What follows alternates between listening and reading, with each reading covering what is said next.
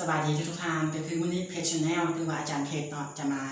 แนะนำหรือมาให้ความรู้เกี่ยวกับการนำใช้ do does and did ว่า do does and did มีรูปแบบมีหลักการมีวิธีทางการนำใช้แบบใดฉะนั้นพวกเรามาเรียนรู้และมาทำความเข้าใจพร้อมๆกันเลยก็คือก่อนอื่นเราต้องเข้าใจเลยรู้ว่า do and does นี่มันมีโครงสร้างจังไดฉะนั้นเรามาเบิ่งเลยว่า do ให้มันไปกับอย่างคือ do ให้ไปกับ do ไปกับ I ไปกับ you ไปกับ we ไปกับ they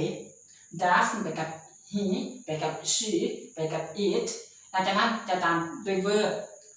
verb ให้แม่นอย่างให้เราเข้าใจว่า verb ไม่คำกรรมะหรือว่าคำกริยาที่แสดงถึงการกระทำของคำนามและคำแทนนามฉะนั้นพวกเรามาเบิ่งรูปแบบการสร้างตัวอย่างพร้อมกันเลยก็คือตัวอย่างก็คือสมมุติภาษาลาวาค่อยรู้จักเจ้าบ่ภาษาอังกฤษจะว่า do I know you do I know you ฉะนั้นการตอบมันจะมี2แบบคือ yes กับ no คือถ้าจะว่าโดยมาแล้วค่อยรู้จักเจ้า yes I do เขาจะบ่สามารถตอบว่า yes I know ถ้าตอบว่า yes I know คือมันผิดถ้ามาฝรั่งก็จะเข้าใจบ่ก็จะเข้าใจแต่ว่ามันจะผิดหลักการ grammar 2คือ no I didn't no I don't no I don't หรือว่า no I do not no I do not ฉะนั้นคำบนรูปแบบที่2คือตัวอย่างที่2เนาะในการใส่ does ก็คือสมมติว่าถ้าถามว่าเราเว้าภาษาลาวได้บ่ก็คือ does he speak loud does he speak loud ก็คือ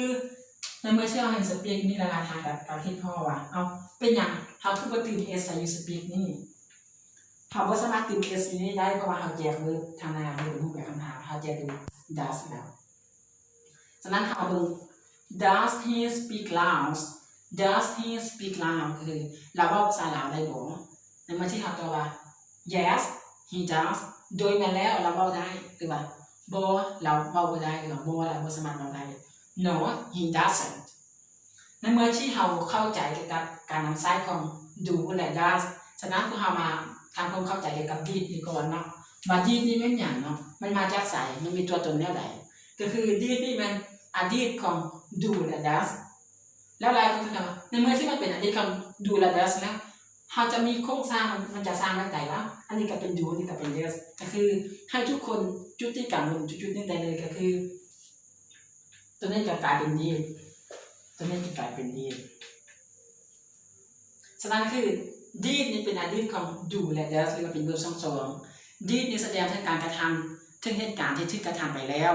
และเรานำมาหวนคืนมาเว้าคืนก็คือยกตัวอย่างให้เห็นภาพเลยก็คือยกตัวอย่างก็คือภาษาลาวจะว่าเมื่อวานนี้จะไปเรียนภาษาอังกฤษบ่แล้วภาษาอังกฤษก็จะว่า Did you study English yesterday Did you study English yesterday Okay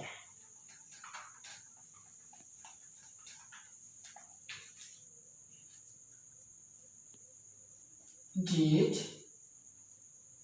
you study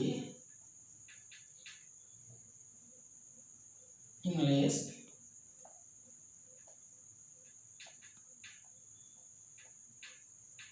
ก็คือ Did you study English yesterday เขาแจ้งตัวสาย Did เป็นอดีตแล้วมันแสดงถึงตัวใด yesterday เมื่อวานนี้ก็คือเมื่อวานนี้เป็นเหตุการณ์ที่เขาถึงกระทำไปแล้วฉะนั้นก็คือเขาสามารถสร้างเป็น did เขาใส่ do บ่ได้ใส่ does บ่ได้แล้วรูปแบบคำโต้มันจะมี2กรณีที่เก่าก็คือ yes กับ no ถ้าเป็น yes ก็จะ yes I did ถ้าเป็น no no I didn't or I did not no I didn't or I did not ก็คืออันนี้จะเป็นรูปแบบคำถามกรณีที่เราเบิ่งตัวที่2เนาะเมื่อวานนี้เราไปซื้อเครื่องอยู่ตลาดเราสามารถใส่ว่า Did he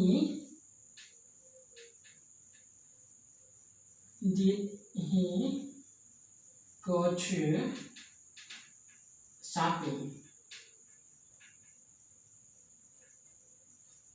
Did he go to shopping เมื่อวานนี้เราไปซื้อเครื่องบ่เมื่อวานนี้เราไปซื้อเครื่องบ่ Did he go to shopping Did he go to shopping ผู้ไปคำตอบก็คือที่สองก่อนนี้ให้เก่า Yes he did No he did not or didn't ฉะนั้นก็คือเรามาอ่านภาษาอังกฤษคืนพร้อมกันเนาะ Did you study English yesterday?